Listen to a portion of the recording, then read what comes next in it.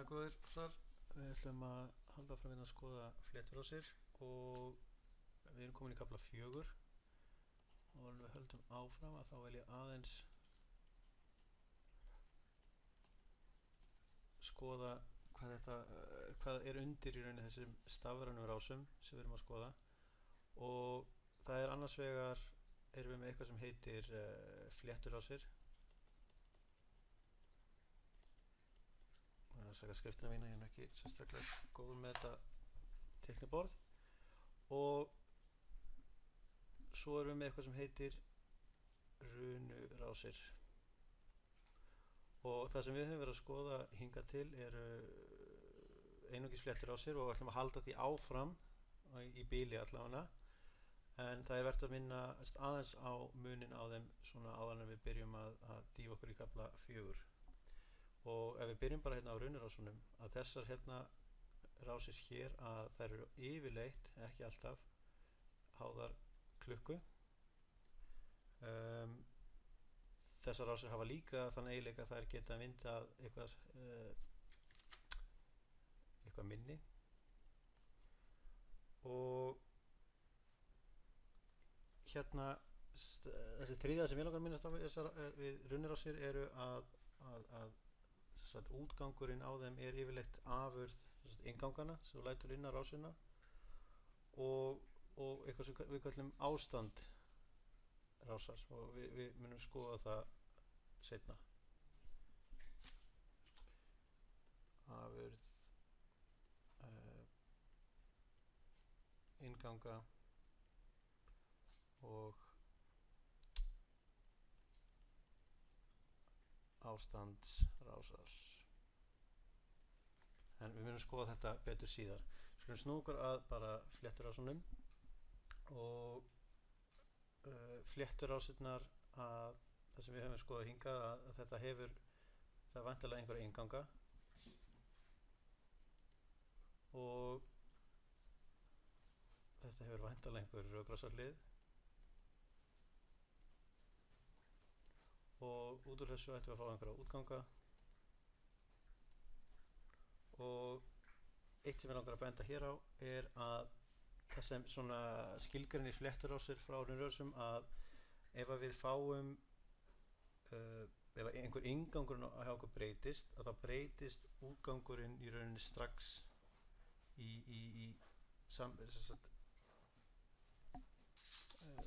breytist hann samkvæmt því.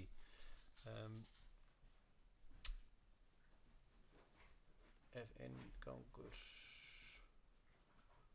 breytist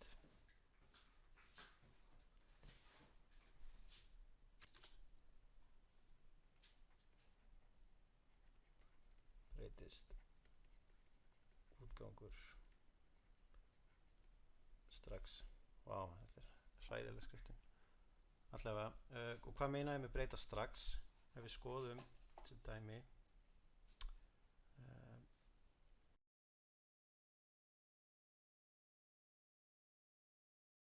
að ef við tökum þessa flétturás hérna sem dæmi, að þessi útgangur hér, að ef við pröfum að simulata þetta, að útgangurinn hérna, hann breytist í rauninni leið og inngangsbreyturnar breytast.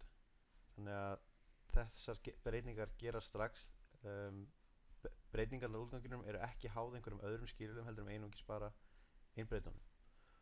Og ef við tökum svo runurás sem dæmi, og bara til að við höfum ekki skoðað þetta hérna, þetta fyrir bara hér, en við munum skoða það innan skams í runurásum, en það sem þessi hérna rökrás hérna gerir, að þetta er kallast d-vippa, og eina sem við þurfum í rauninni að vita núna er það að ef við fáum high, eða sem sagt fáum 1 inn á inngangin hérna d, að þá verður q1 líka. Þess að útgangurinn fylgir einungis inngangnum. Og við skulum keyra þetta, og þessi rás hér, að hún er háð klukku. Þess að það verða að gerast engar breytingar fyrir á næsta klukkupúlsi, og hérna erum við með klukku sem ég ætla aðeins að geyma, og við sjáum það að ef ég fæ 1 inn á þetta andlið hér, þá hlýt ég að fá 1 hérna, og samkvæmt því sem ég sagði áðan ætti ég að fá 1 hérna út á Q. En sama hvað ég hamast á þessum hér, að þá gerist ekkert út af því að breytingar eru háðar í rauninni þessari klukku hér. Ef að klukkan breytist, eins og nú breytist klukkan og þá fara breytingarna sem liggja hérna inn og komast út á útganginn. Og svo slekk ég á klukkunni og ég reyna að slökkva og það gerist ekkert í rauninni fyrir en á næsta klukkupúlsi. Þannig að þessar rásir hérna geta haft með sér minniseiginleika og þetta er í rauninni munurinn á fléttu og runurás. Hér eru breytingar einungis háðar innbreytunum og það geta gerst strax, við erum ekki háð einhverju klukku. En þetta hér er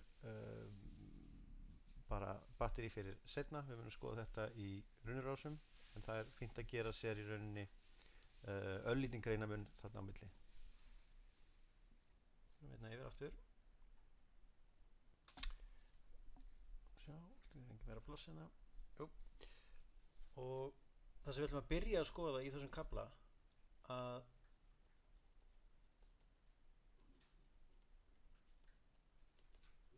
er fyrst og fremst í rauninni hegðunargreining á rás sem við fáum þá út frá einhverju mynd eða öðru slíku og svo hönnun á flétturásum með ákveðinni hegðun í huga. Og greining, hvað meinaði við greiningu? Það felst að greina einhverja rás eða finna eitthvað fall út úr einhverju rásamynd og greining felst í því að finna fallið eða föllin sem einhver rás getur haft. Og við skulum taka bara þessi er eiginlega best útskipt með litlu dæmi og sjá hvort ég get ekki glimt myndina hérna á. Sjá. Hérna. Ok. Við skulum pröfa að greina í rauninni þessa mynd og við viljum út úr þessu viljum við fá eitthvað F sem og fá eitthvað fall hérna út þannig að við getum greint í rauninni hegðun rásarinnar betur. Og það sem er yfirleitt best að gera að þetta hérna er samt tiltölulega einföld mynd en það sem er yfirleitt best að gera er að gefa í rauninni hliðunum bara einhverja fasta eða einhver nöfn. Þannig að við viljum til dæmis láta þetta hérna hlið heita bara T1 og hérna erum við eitthvað sem heitir T2 og hérna erum við með T3 og T1 að þetta er þriggja einganga andlið A, B og C A, B, C T2 hérna erum við með B og C þannig að hérna eftir þetta orðlið hlýtur að koma B plus C þannig að T2 er B plus C og lokum T3 er þá þessi B plus C hér plus C og hann er svo andaður í rauninni við C. Það væri sjálfsagt hægt að stytta þetta út en fyrir þetta dæmi að þá skulum við nota þetta svona og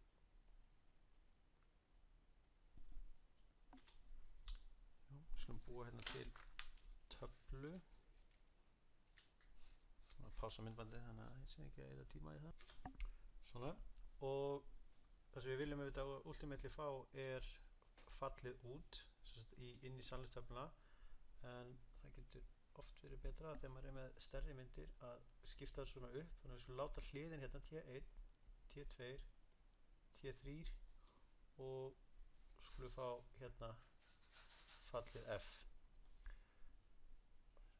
og ef við byrjum á T1 að T1 verður 1 þá er því aðeins að allir hérna inni A, B og C að þeir verði 1 þannig að það er einungis hérna niðri og þannig að restin hérna upp getum við sett 0 svo skoða T2 T2 er B plus C þannig að við þurfum einungis að vera með B eða C high til að fá 1 það er þá 0 hér, hérna er C high þannig að hérna kemur 1 hérna er B high, hérna eru báðir high hérna er engin, þannig að hérna fáum við 0 og svo fáum við high hér og hérna og við skulum skoða T3. T3 er í rauninni T2 andað með C. Þannig að það er í rauninni þessi hérna liðir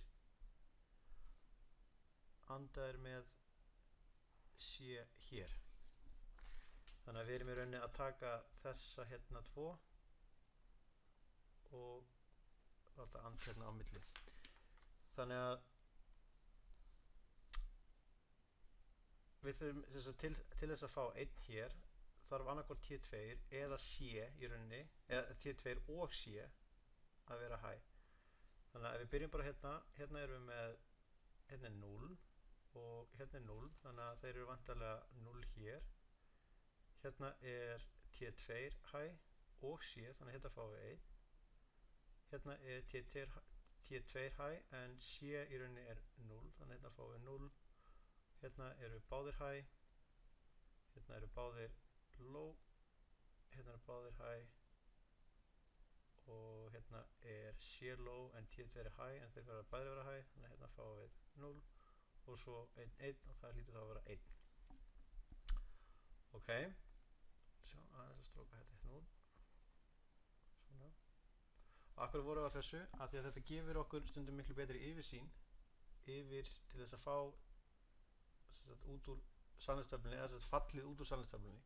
Þannig að hvað er í rauninni, hérna erum við með T1 og hérna erum við með T3, þannig að F hlýtur að vera T1 plus T3 og það er þannig að bara þessi hér eða þessi hér. Hérna erum við komið OR hérna inn á milli.